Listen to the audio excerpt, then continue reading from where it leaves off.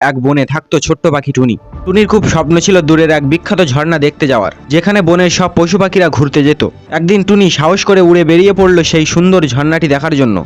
উড়ে যেতে গিয়ে টুনি দেখতে পেল একটি ছোট্ট হরিণ একা একা বসে কাঁদছে। টুনি হরিণটির কাছে গিয়ে জিজ্ঞাসা করলো, তুমি কাঁদছো কেন? হরিণটি কাঁদতে কাঁদতে উত্তর দিল, আমি আমার মাকে হারিয়ে ফেলেছি, আমার খুব ভয় করছে। টুনির মনটা কেঁদে উঠল ছোট্ট হরিণটির জন্য। টুনি তখন ভাবলো, আমি কি আমার স্বপ্নের ভ্রমণে যাব নাকি এই ছোট্ট হরিণটিকে সাহায্য করব। শেষে সে নিজের স্বপ্নকে থামিয়ে সেই ছোট্ট হরিণটির সাথে তার মাকে খুঁজতে শুরু করলো।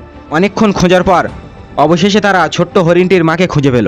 মা আর বাচ্চার সেই মিলন মুহূর্ত দেখে টুনির চোখে আনন্দের জল চলে আসলো। ঠিক তখনই হরিণটির মা টুনিকে বলল, তুমি এত বড় উপকার করেছো, আমি তোমাকে একটা সুন্দর জায়গায় নিয়ে যেতে চাই। হরিণটি টুনিকে নিয়ে গেল সেই গোপন সুন্দর ঝর্ণার কাছে, যেটা টুনি এতদিন স্বপ্নে দেখত। টুনি তখন বুঝলো কখনো কখনো নিজের স্বপ্ন একটু থামিয়ে অন্যকে সাহায্য করা উচিত।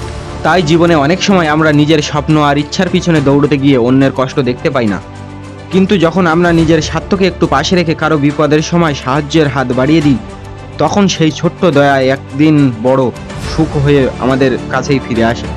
সত্যিকারের আনন্দ শুধু নিজের জন্য কিছু পাওয়ার মধ্যে নয়, বরং অন্যের মুখে হাসি ফোটানোর মাধ্যমে লুকিয়ে থাকে। তাই মনে রাখতে হবে, ভালো কাজ কখনো বৃথা যায় না, একদিন না একদিন তার সুন্দর ফল অবশ্যই ফিরে আসে।